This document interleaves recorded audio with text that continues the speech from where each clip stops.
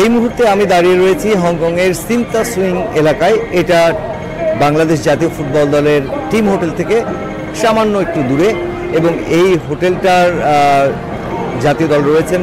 সেই জাতীয় দলের ফুটবলারদের সম্পর্কে এখন পর্যন্ত যা জানা গেছে তা হচ্ছে দলের ফুটবলাররা প্রত্যেকেই সুস্থ রয়েছেন। আমরা কথা বলেছিলাম ম্যানেজার আমির খানের সঙ্গে, তিনি আমাদের জানিয়েছেন জামাল ভুঁইয়া, তপু বর্মন থেকে শুরু করে প্রত্যেকটা প্লেয়ার এখনও সুস্থ রয়েছেন এবং খেলার উপযোগী রয়েছেন। সেই জায়গায় গতকালকে দলটা ঢাকায় পৌঁছেছে, ঢাকা থেকে হংকংয়ে এসে পৌঁছেছে, এবং আমরা যতটুকু জানতে পেরেছি বিমানবন্দর থেকেই তাদের কিন্তু মানসিক যে চাপ দেওয়ার একটা ব্যাপার থাকে অপোনেন্টকে, সেই চাপের বিষয়টা প্র্যাকটিসটা শুরু হয়ে গেছে। যতটুকু জেনেছি আমরা, কোচ ম্যানেজার আমির খান বলেছেন আমাদেরকে যে যখন হংকং বিমানবন্দরে কালকে রাতে নেমেছে দল, তখন দলকে যে রিসিভ করার ব্যাপারটা ছিল হংকং ফুটবল অ্যাসোসিয়েশনের, সেই রিসিপশনের যারা এসছিলেন তারা নানাভাবে তাদেরকে একটু প্রেশারাইজ করেছেন। যেমন তাদেরকে বলা হয়েছে যে তোমরা বিমানবন্দর থেকে বেরিয়ে 1 নম্বর গেটের সামনে দাঁড়াও, সেখানে তোমাদের বাস থাকবে। কিন্তু সেখানে দীর্ঘ সময় অপেক্ষার পরেও সেখানে বাস আসেনি। তাদের পরে জানানো হয়েছে যে তোমরা 35 নম্বর গেটে আসো।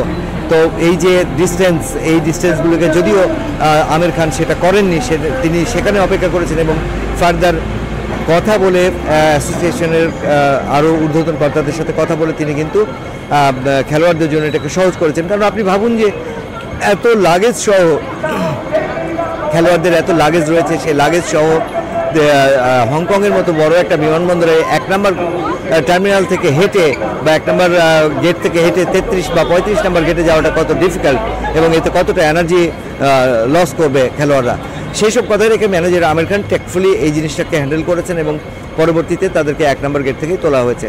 গতকালকে তারা অনুশীলন করেছেন যে মাঠে, সেই মাঠটা আসলে কোচ এবং কোচিং স্টাফ এবং ম্যানেজারের ভাষ্যমতে খেলোয়াড়দের উপযোগী ছিল না বাংলাদেশ দলের, এবং সে কারণে তারা আজকে কিন্তু অনুশীলনে যাবার আগেই সকালবেলা তারা ফুটবল অ্যাসোসিয়েশনকে, হংকং ফুটবল অ্যাসোসিয়েশনকে জানিয়েছেন যে আমরা এই মাঠে খেলতে রাজি নই। এবং সকালে ম্যানেজার আমির খান 2টি মাঠ পরিদর্শন করেছেন তাদের সহযোগিতায়, এবং 2টি মাঠের মধ্যে যে কোনো একটি মাঠ দিতে বলেছেন ফেডারেশনকে।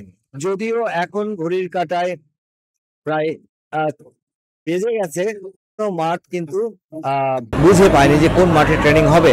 সেই জিনিসটা কিছুক্ষণের মধ্যেই তাদের জানানো হবে, এবং যতটুকু জানা গেছে যে এই মাঠে বাংলাদেশ সময় সন্ধ্যা 6টায় বাংলাদেশ জাতীয় ফুটবল দল অনুশীলন শুরু করবে।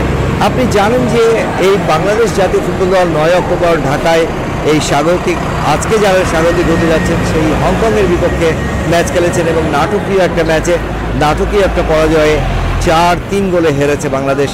এই পরাজয়টা কিন্তু বাংলাদেশকে হয়তো সেই দিন মাঠে যতটা কষ্ট দিয়েছে, যতটা মনের দুঃখের কারণ হয়ে দাঁড়িয়েছে, এবং হয়তো ওই ম্যাচটা ততটাই আবার ঘুরে দাঁড়াবার একটা মূলমন্ত্র হতে পারে। এবং সেই মূলমন্ত্রের জায়গায় যতটুকু জানা গেছে ফুটবলাররা এবং কোচিং স্টাফ সহ যারা আছেন তারা সবাই উদ্গ্রীব, তারা সবাই একেবারেই মোটিভেটেড রয়েছেন, তারা একেবারে উজ্জীবিত রয়েছেন এই ম্যাচটা জয়ের জন্য।